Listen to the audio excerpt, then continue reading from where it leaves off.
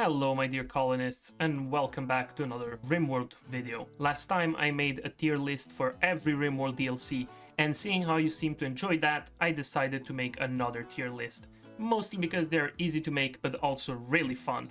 This time I'm going to rank from S to F every xenotype in the game. The rules for this ranking are going to be the following. First, we are going to assume an average unmodded Rimworld playthrough. Yeah, I know it's impossible to imagine something like that, but we are going to try. So essentially these xenotypes are going to be ranked by taking into consideration their usefulness in a colony that doesn't get raided constantly, but also isn't on peaceful mode. Just an average colony. The rankings are going to be as they follow. S tier is going to xenotypes that I would always recruit or try to get my hands on if I had a chance, like no questions asked. If I can get them, I will get them, unless they will represent a disadvantage in that moment or I wouldn't have the resources required for them. A tier is going to be dedicated to the useful ones. Good xenotypes, really valuable, which I will be trying to recruit or bring into my colony if I have the chance to. B tier is going to be the average xenotypes. They're okay, there really isn't much to say about them, they're just kinda there. They won't drastically improve my colony in any way, but they also won't bring any major issue. If I can recruit them, that's fine. If I can't, that's fine too. C tier are the xenotypes that I'm going to put on hold before trying to add them to my colony. I'll start asking myself things like, are they worth it? Should I go for it? Do I really need what they bring to the table? Essentially, they are going to be decent, but also situational. D tier is a spot reserved to xenotypes that I'm going to think twice before trying to recruit or buy from slavery or anything like that. Essentially, the ones they pretty much don't make use of a lot, and whether I'm going to recruit or not is going to be highly dependent on their stats and traits. If they have good stats and good traits, I might just recruit. But if not, it's going to be a no way Jose. F tier is just no. Those I'm going to try and avoid like the plague in a normal playthrough, and the only reason why I would recruit them is either because they have incredibly good stats and traits, or because I really need an extra colonist in that moment, or mostly just for roleplay purposes. Maybe they are related to one of my colonists, like a sister or a brother or something, or maybe I think they have a funny name. Either way, if I were to take into account just their xenotype and nothing else, they most likely wouldn't make it into my colony before being turned into a couch or a hat.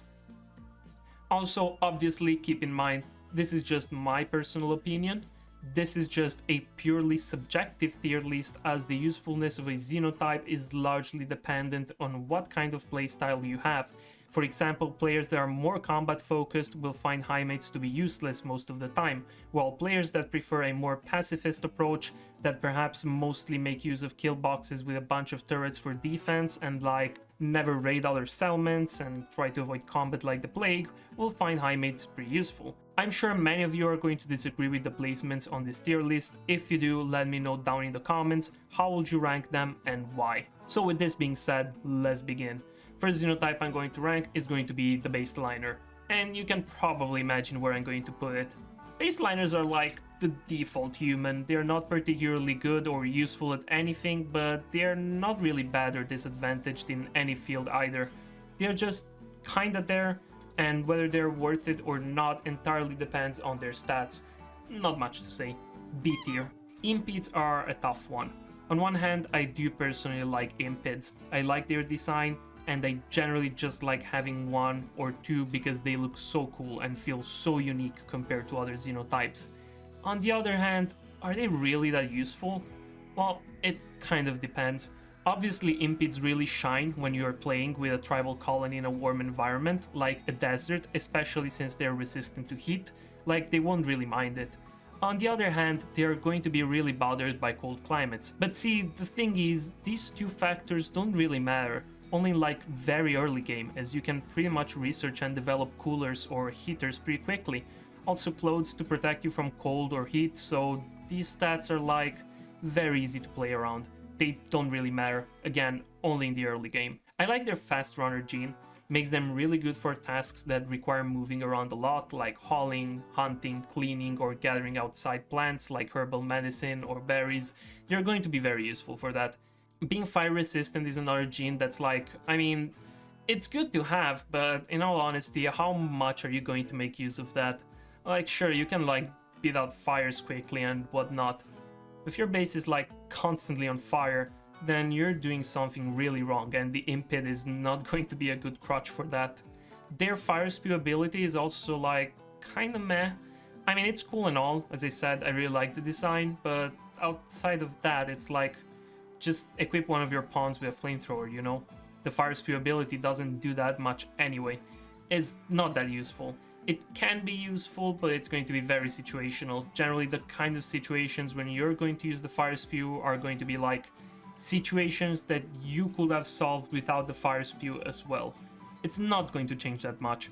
Sure, sometimes it will, sometimes it's going to hit that one raid just in the right place, just in the middle, burning all of the pirates, repelling all of those melee attackers away, disrupting the formation of those pesky snipers, but like, that's pretty much only going to happen in early game, if it even does to begin with, and then you have to wait for like, what, 4 days? Is it 4 days? Hold on. No, it's 5 days. You have to wait 5 days until you can use it again. That is like not that good. The Impid is essentially a one-trick pony, and the only trick it knows, it won't do that much anyway. And all of this, everything I've talked so far, which is to look back at, it was kind of in a negative light. All of that is the Impid's pros.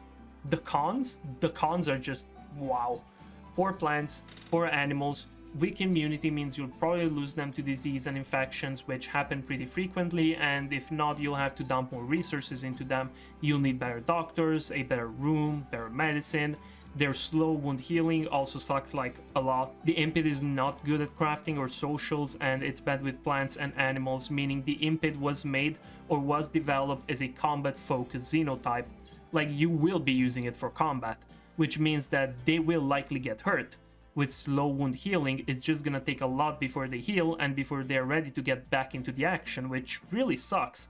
They'll have to stay in bed more, which means they'll work less. Also, they have weak melee damage, which, again, for a combat-focused xenotype really sucks. It's like, if they had a good melee damage, then that would be great.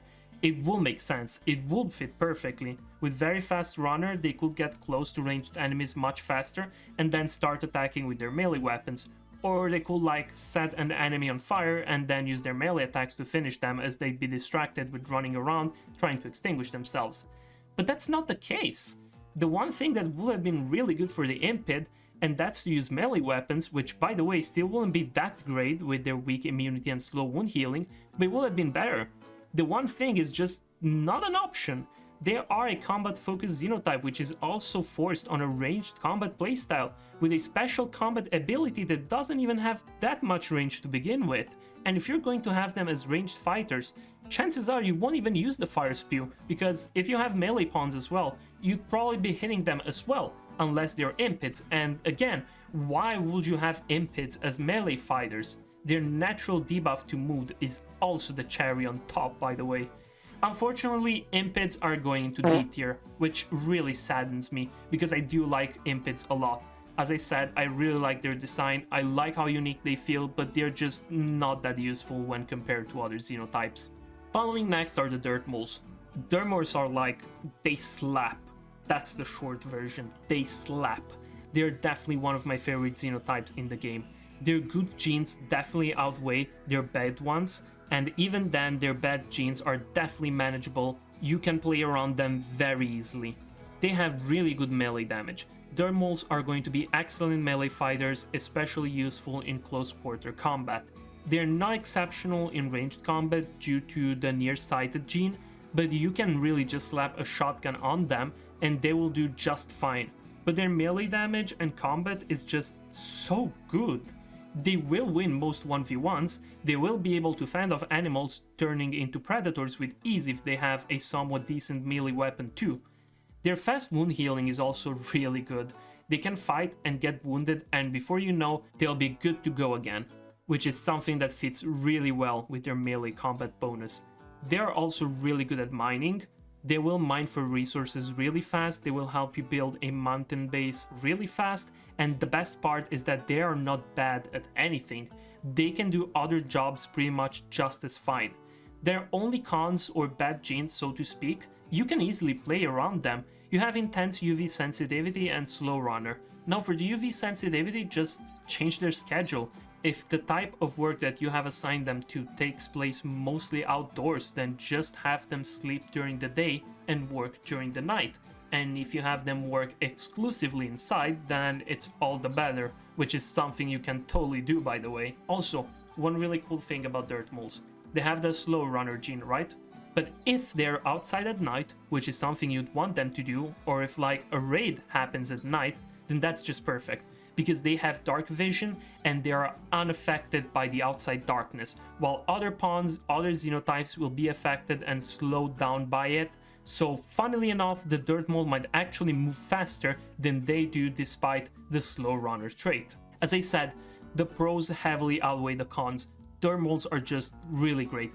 They are essentially better baseliners in my opinion. They're not perfect of course, but they are damn close to being perfect, which grants them a spot on the A tier, like at the very top, close to S tier.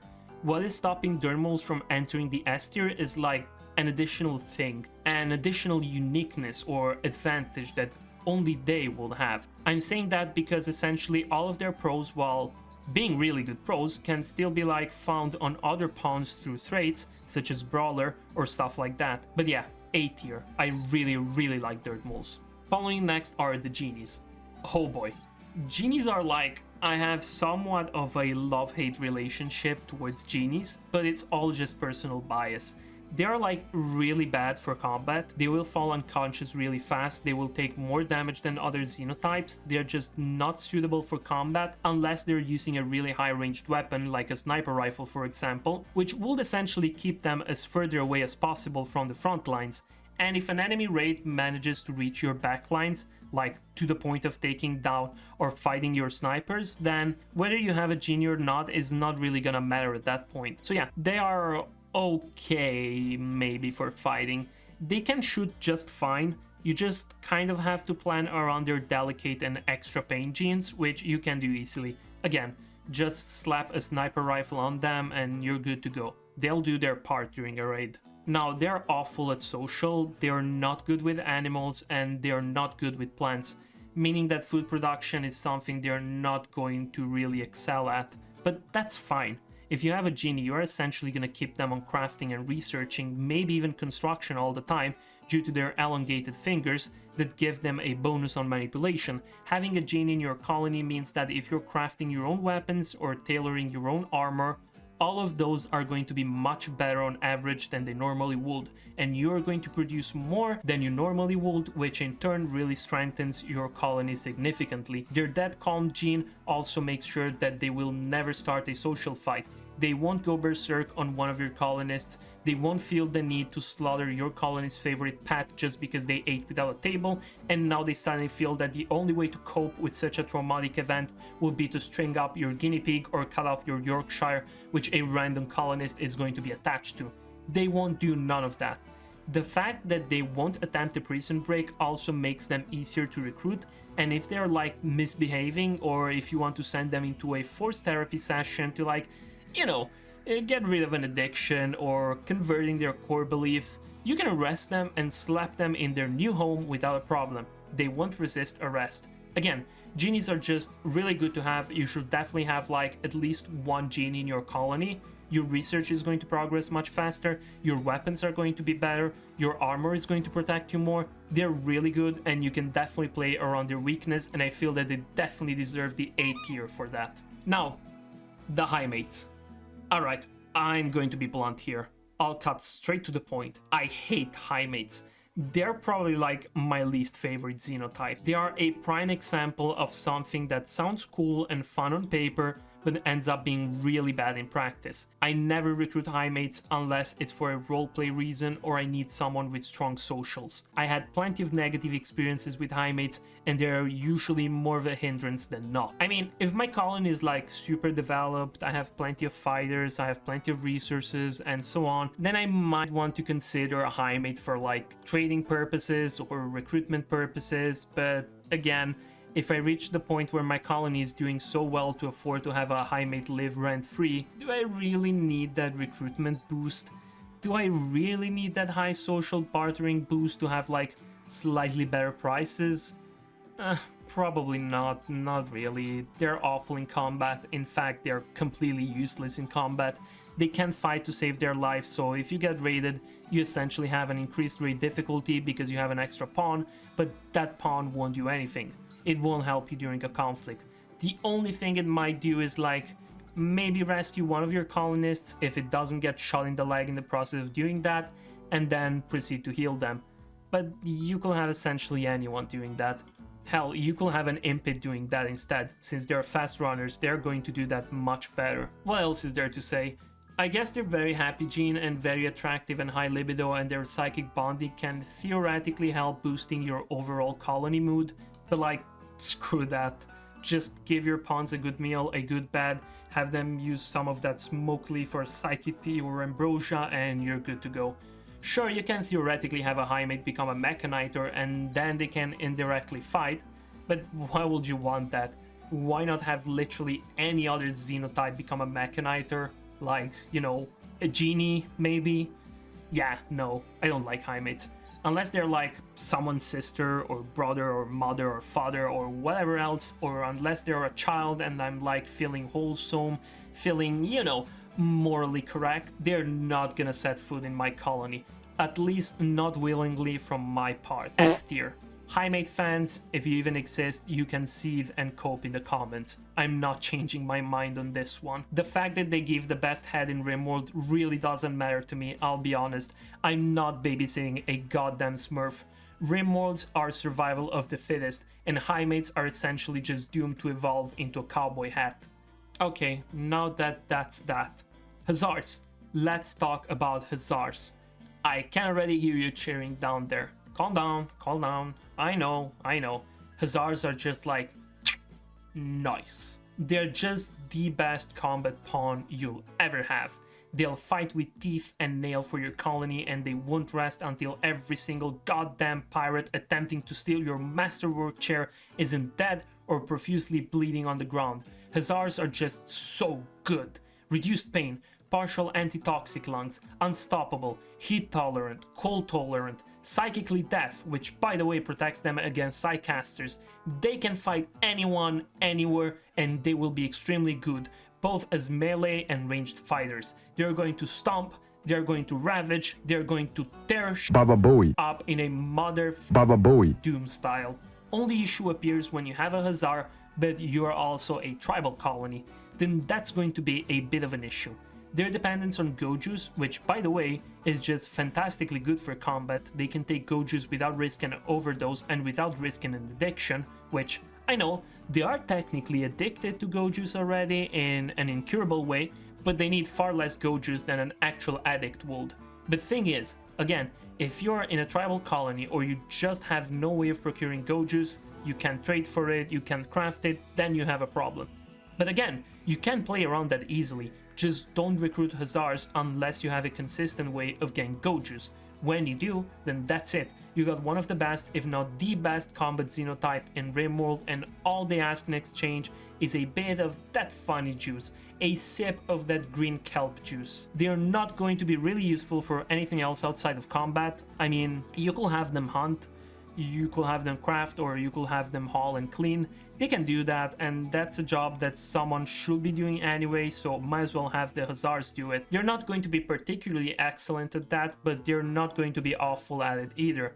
Just don't piss them off. Chances are they're going to snap that Genie's arm in two the moment the Genie is going to suggest a Hussar to take eye drops. Also the Hussar stare? Man, that is badass. Yeah, S tier. If I can recruit a Hussar, I will definitely do it. No questions asked, unless they have some really awful traits like Pyromaniac or Slothful. And even then, I'd still be considering it. That's how much I like them. The moment I get my hands on a Hussar and I start extracting their genes is when other colonies should start considering packing up and leaving to another Rimworld or showering me with gifts. Now, Neanderthals. I don't know. return to monkey, I guess. Apes together strong. They're robust, they have reduced pain, they have strong melee damage. Just like give them some good armor, a good melee weapon, and you're good to go. They're going to be super tanky on the front lines, they're going to cave in skulls like they're made out of gingerbread. They're not good at research and they're slow learners. They're also bad at socials, and that's because they're not good at verbal communication. But the reason for that is because they are true Giga Chads. They don't talk much because they are just constantly mewing, getting that heavy jaw aesthetic, that heavy brow physique, that fat body type. Like it or not, that's the ideal male body type. You can cry about it, but it won't change the fact that Neanderthals are just absolute Giga Chad. They will definitely be far higher on this list if Hussars didn't exist, but a Hussar can do anything a Neanderthal can, and better. Maybe they're just like a little bit less tanky, but that's pretty much it. I'm giving them the B tier. I won't mind having a Neanderthal or two in my colony, but I'm not going to go out of my way to get one. If it happens, it happens. I'll take my big gorilla and be happy about it. Now, Pigskins, the John Porks of Rimworld. The xenotype whose snoot you'd boop if you weren't afraid of them biting your hand off. I'll be real, I'm not a big fan of Pigskins. They don't have that much going on for them. They're nearsighted, which makes them not great at ranged combat. They have trotter hands, which decrease their manipulation, making them also worse in melee combat. Despite eating a lot of food, they are bad at cooking. So what do they have going on for them? They eat. I mean, that's pretty much it. They can eat raw food and they won't mind, but they also won't get food poisoning. But that's it, really. They have strong immunity too, but that's kind of whatever. I mean, it's nice, but I'm not going to pick a pigskin with the thought of, oh boy, when my entire colony gets the flu, this is going to be so worth it. Also, they have a pig nose. I know this doesn't sound super relevant, but it actually is. In case you didn't know, pigskins are like actually racist. They don't like people with regular noses that much. Actually, they refer to them as thin snouts, which is kind of funny. But yeah, pigskins, not that great. They really don't have that much going on for them. They are funny dudes, but that's pretty much it really. But hey, at least they can somehow fight or do other stuff. Still better than Highmates. D tier. I'm sorry pigskins, you'll most likely end just like your brothers on my dinner table. Now let's talk about Yttaki, the furries, the guys cosplaying as animals. What about them? Well, quite a lot actually. They have good melee damage, they move faster when naked, which I guess it's a way to balance the fact that they are generally nudists, along with a robust trait. But you know, that's actually not that good of a thing. Like, I'd rather have them wear some decent armor. Their fur skin and tails makes them more resilient to cold temperatures, which again is a way to balance their nudism, but again, I will much rather have them wear clothes instead of dangling their canine lipstick all around the colony. They are psychically dull, which is like, okay, I guess they're not as bothered by psychic phenomena as other, and psychcasters won't be as effective against them. On the other hand, they are great with animals. Yttaki will have a much easier time taming and training animals, which can be pretty good. Like, they can compensate for some of their weakness by just having exactly 9 wargs, which, by the way, training 9 wargs is much easier than training 1 warg, since they'll just train each other. It's just like raising dogs, you know. The one really good thing they have going on for them is the animal work hall, which allows them to pretty much instantly recruit for like a small amount of time a nearby animal or wild man to fight for them, which can be pretty good. It can be pretty good. Having a bear or a boar charging to your enemies can definitely be good. And if you have multiple attacks, you are just unleashing the power of the wild on your enemies. But the thing is, see, you could just tame those animals to begin with. The work hall has a cooldown of 15 days, 1 entire season. You will be able to do this like 4 times a year, optimally, if you use the work hall the exact moment that the cooldown is off, which, let's be real, you won't. Singular Yttaki are not that good. And you know what's stupid about them? They have slow wound healing. They're good with melee, they don't like wearing armor, they are robust, which, by the way, all of these things mean they'll take plenty of damage and get wounded a lot during a fight, and yet they have slow wound healing. They'll fight once and then spend like a week licking their wounds. They have strength in numbers, since they can just bring a ton of animals along and overwhelm you easily, but even then, it's just not that worth it.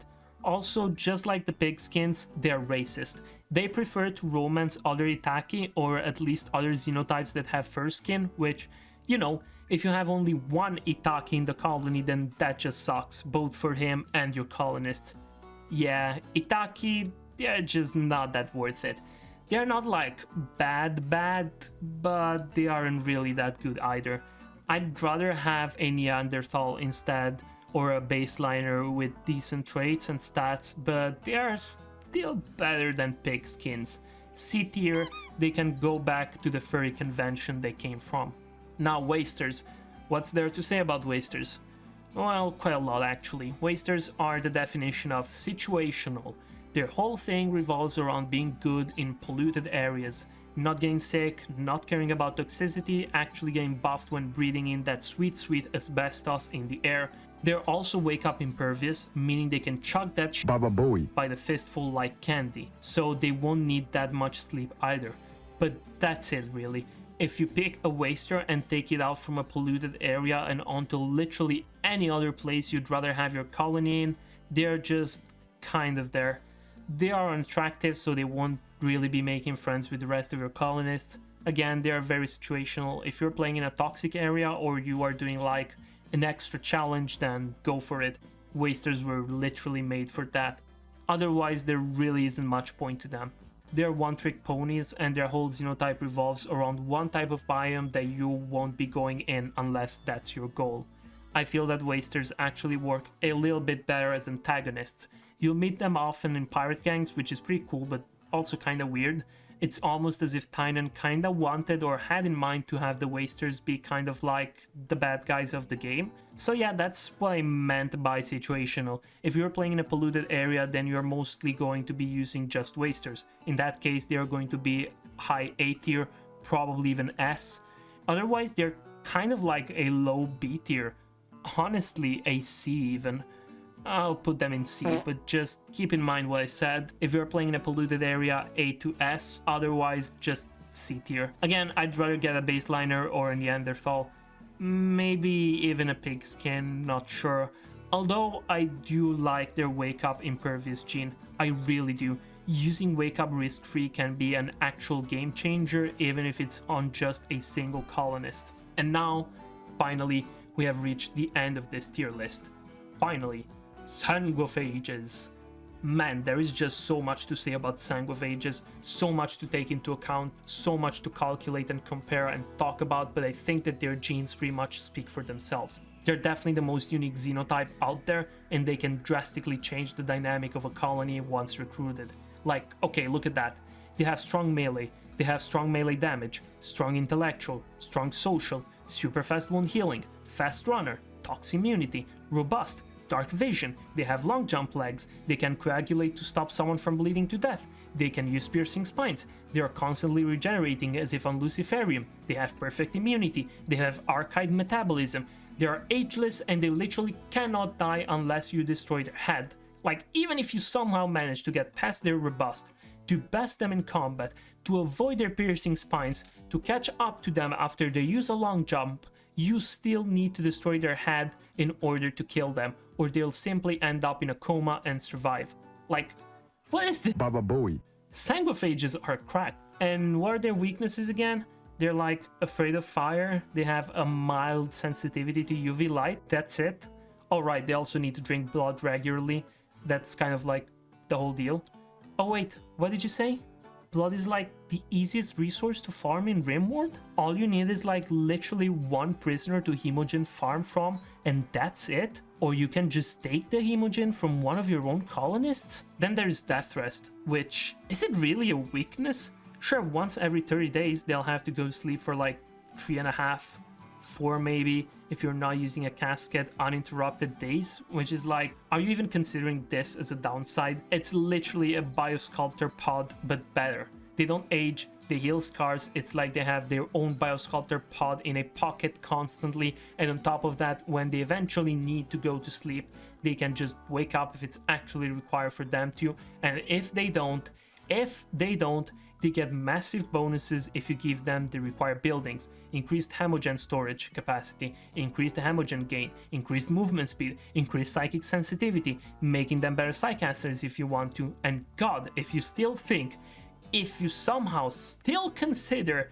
that this is not worth it, despite only taking 3.6 days every 30 days, essentially around 7 days a year, if you still somehow think that it's too much, you can just slap a death rest accelerator on top of that and reduce the time to 3 days, with 2 accelerators reducing it even further to 2.5 days. That's insane. You get the best genes in the game in exchange for being weak to fire, which is most of the time is not going to be that big of an issue, in exchange of having to like gather some Hemogen, which, let's be real, none of you have your hands clean. First prisoner you get, you are gonna turn that guy into a Hemogen farm immediately. Don't even act like you're not committing those war crimes. And in exchange for having to do like what? Having to sleep and be out of commissions for 5 days a year?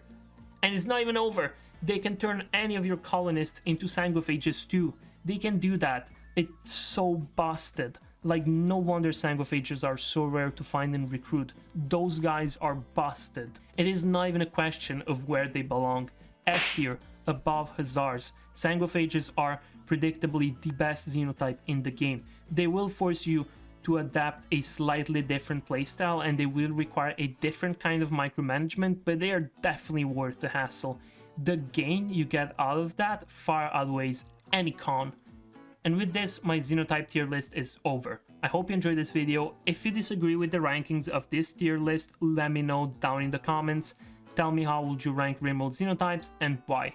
Please don't forget to like this video, subscribe to the channel, and I will also like to offer my personal gratitude to Black Row and Uzaxin for joining as members on this channel. If you would like to join yourself and support me directly, you can do so by clicking on the join button below. You will gain access to some videos earlier than they will be scheduled to normally go public, allowing you to get that nice sneak peek. As always, thank you for watching to the very end, and I wish you a good night.